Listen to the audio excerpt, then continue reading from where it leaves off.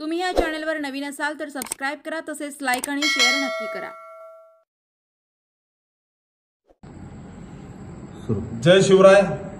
मोहोळ तालुक्यातील वडवळ गावामध्ये मी कधीही गेलो नाही।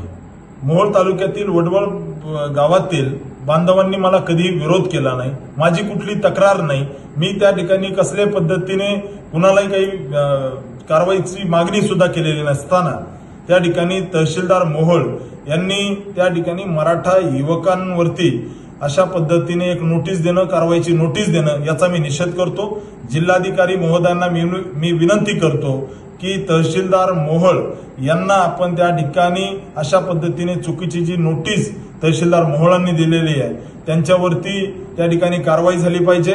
मी मराठा समाजाच्या भावनेचा आदर करतो। मराठा समाजासोबत मी उभं राहिलेलो कार्यकर्ता आहे।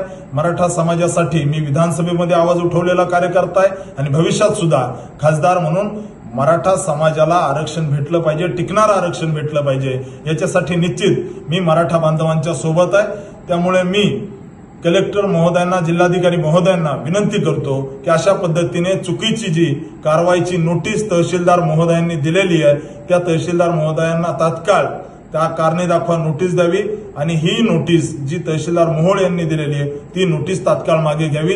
जय जिजाऊ, जय शिवराय।